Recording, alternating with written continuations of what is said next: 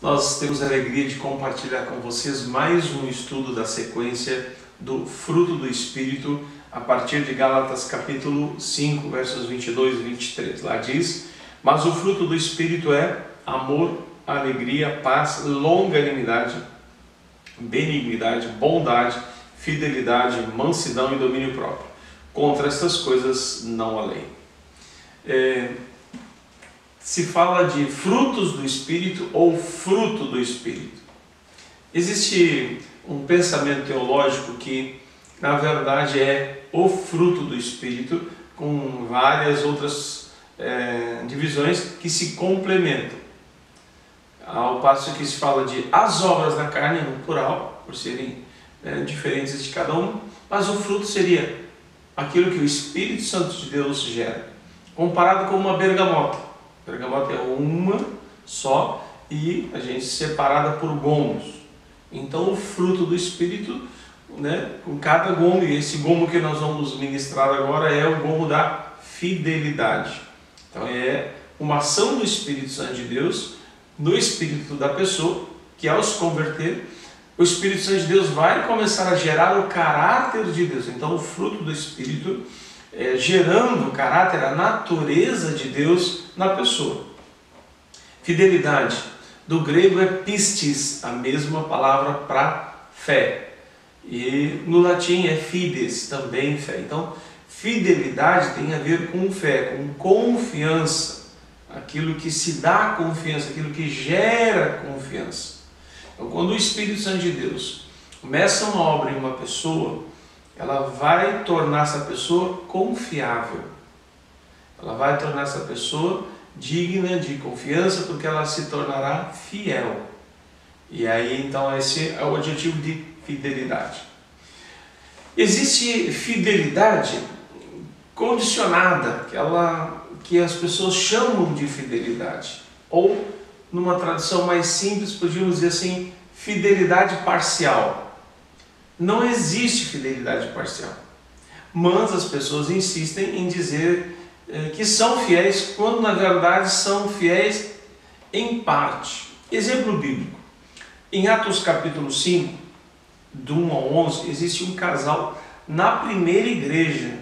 Se a gente pensar assim, a igreja de Atos dos Apóstolos era a igreja top das manifestações de Deus, do poder de Deus, do Espírito Santo. Então, lá na primeira igreja, quando a igreja está nascendo, existe a manifestação da fidelidade parcial no casal Ananias e Safira.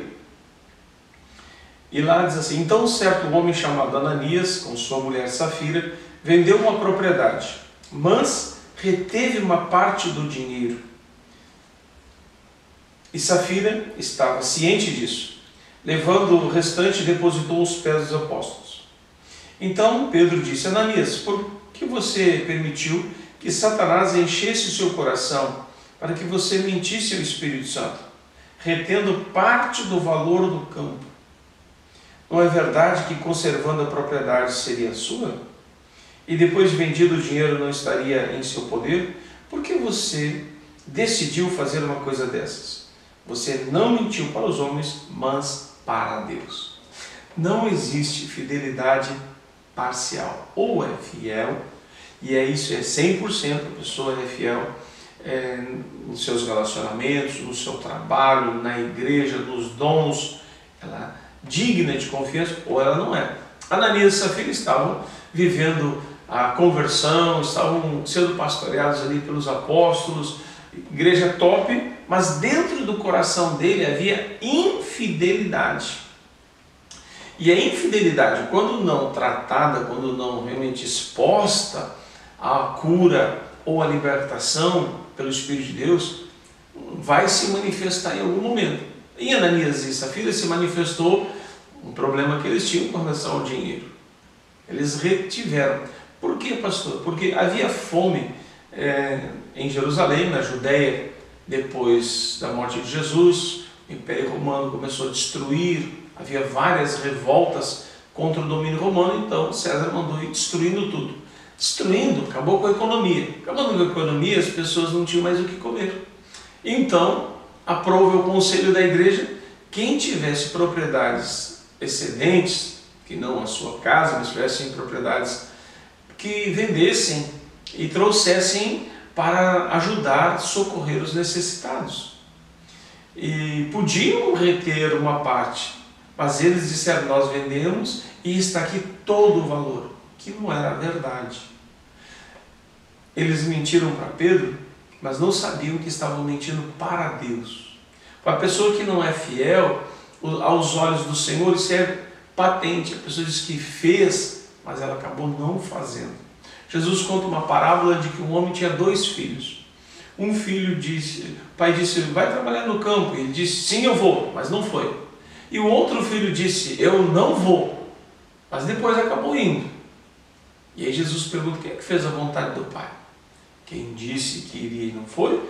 Quem disse que não iria e foi? Jesus disse que quem foi, quem praticou a fidelidade, ela se manifesta em todas as áreas da nossa vida. Um exemplo positivo de fidelidade na igreja do primeiro século, Barnabé. Em Atos capítulo 4, versos 36 e 37 diz: José, a quem os apóstolos deram o sobrenome de Barnabé, que quer dizer filho da exortação, natural de Chipre, levita, como tivesse um campo, vendendo, trouxe o preço e depositou aos pés dos apóstolos. Barnabé vai crescer no conceito, ele depois vai pastorear a igreja de Antioquia, vai recuperar o ministério Paulo, que era o antigo Saulo, que estava afastado, estava morando na cidade de Tarso. Vai ser um homem muito usado. Mais tarde, ele fará as primeiras viagens missionárias com o apóstolo Paulo. Ou seja, quando uma pessoa é fiel, Deus vai dando mais responsabilidades. Assim também é na vida. A Bíblia diz: se alguém for fiel no pouco, Deus vai colocar sobre o muito.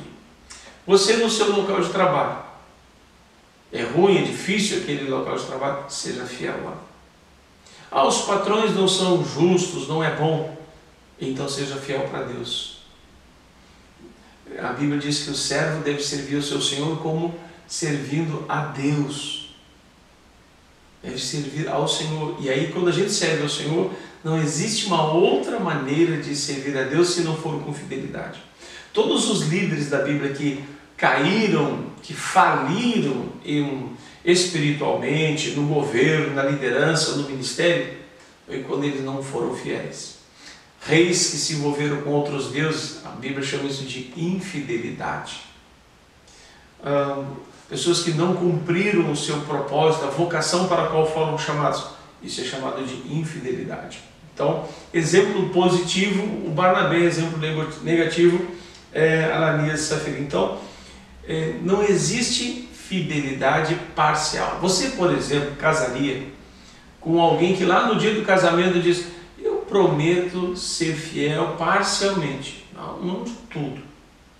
Dificilmente você, já na arrancada, alguém diz: olha, eu não vou ser certinho. Em algumas coisas eu vou falhar. Eu não sou direitinho. A pessoa certamente iria retroceder. No Antigo Testamento tem uma mulher que, já que a gente trouxe um exemplo negativo de uma mulher que é Safira, mas a rainha Esther, ela foi fiel a Deus e ao propósito de ser um instrumento nas mãos de Deus. Em Esther capítulo 4, versículo 13 diz: não imagines que, por estares na casa do rei, só tu escaparás entre todos os judeus.